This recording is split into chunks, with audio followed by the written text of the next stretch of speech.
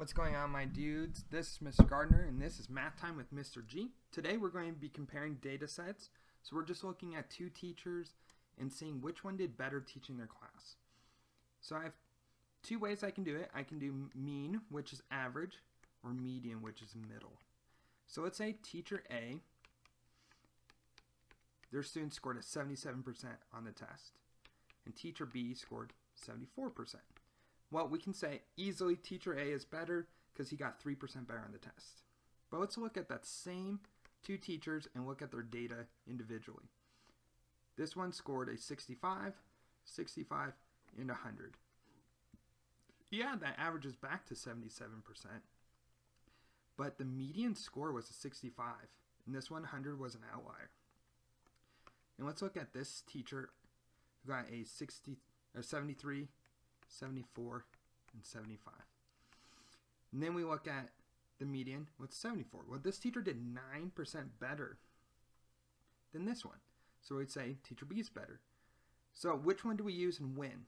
If it's normal, there's some F's, some A's, but most people are C's, we use mean. If it's skewed with a lot of people failing, some people C's, and even fewer A's, then we use median as our average or a way to find to compare. Also, another way we can compare is using range. So let's again use our two teachers. One scored a 0, 75, and 100. So let's say that's pretty close to getting an average of 75. Then let's look at teacher B, who had 74, 75, 76. This also has a mean of 75. They both have a median of 75. But the range here is 0 and 100. So there's 100 difference between those two. Down here is 76 and 74, so the range is 2. The smaller the range, the more consistent the teacher, and this is a better way to compare. So let's look at dot plots and using mean absolute deviation, or MAD, to look at it. So let's say we're looking at people's money in their pocket again. And we're going to just see how much of an outlier affects it. To find the MAD, I would just take the average, and the average for this is going to be $3.33. I'm just going to subtract that from every piece of data that I have. Okay, so after we do that, we can say how far from normal is it? Well, if you have $1, it's $2 from normal. If you have $2, it's $1 from normal. If you have $3, it's 33 cents from normal. And 10 is $6 from normal. Which all is kind of tight. This is the only one that's kind of far away. But let's look at a second dot plot. Now that we have this dot plot with a $100 bill in the mix, when we do our MAD, our average here is 18.3. And that is so far from any of these. So even 18.3 minus 3 is $15.33. That pulls all of this data by $15. It also pulls the 100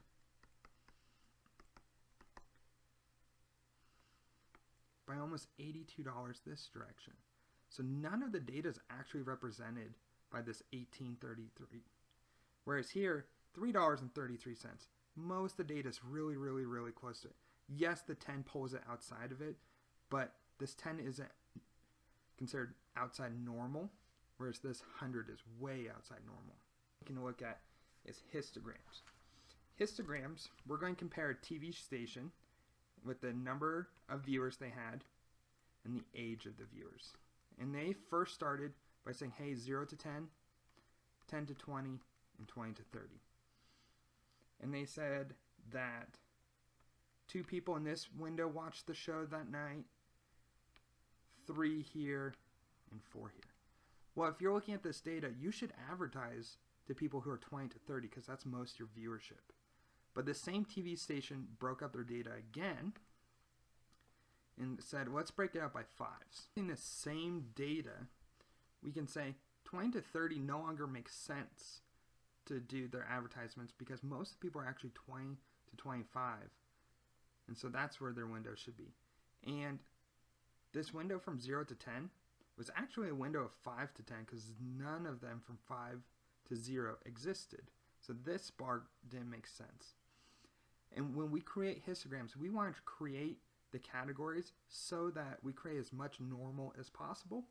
But if no normal is there and it's skewed already, then we want to break it down into something that's actually useful for us.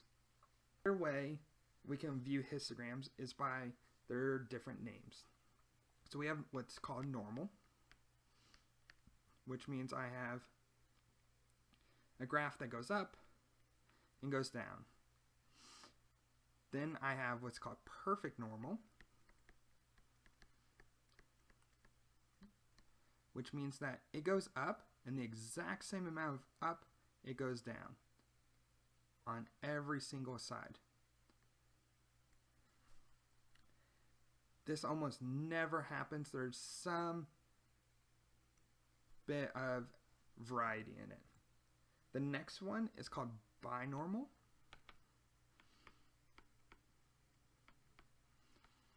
The graph goes up, down, and then up again, and then down again. And then view like the stock market. It goes up and then down, but it has some normal to it as it rises and falls. The next one is called uniform, which means everyone is pretty much the same. There's no up, there's no down. It's just a straight line across. And something that you could view for this is maybe gas prices in the US right now. They're all pretty much the same. And then we have our skews, so because there's no data on the left hand side. And skew right would mean that there's no data on the right hand side, and it gets all big on the left. There's no data on the right. Skew means where's there no data. So what we're going to look at is the IQR, which is Q1 to Q3. So let's say this is grades. This is a 50%, 70, 75, 80, and someone scored a 95% on this test. So IQR is saying, where did most people score in the test? And what's the range of most people? That's what this box is, the range of most people. So it'd be 80 minus 70. So there's a 10% range of most people. And the smaller that this box gets, the more accurate our test was. So let's say that this was 75 to 80. So that would mean an IQR range of 5, which means that most people got within a closer range, which means that the test was more accurate. Another way to say it is more predictable. Okay. And the last thing that box plots can show us really, really quick is skew. So we have our box plot and 70 to 80, but our median is 75.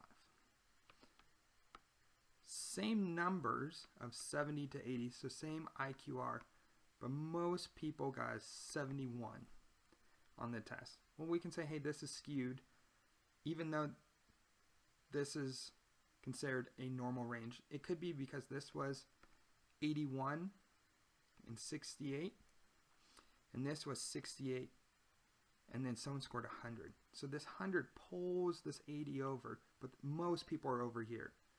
The more normal it is, the more reasonable the data is, the more predictable the data is. Well, if you guys have any additional questions, just let me know in the comments section. But other than that, be kind to each other, ask lots of questions, and think deeply.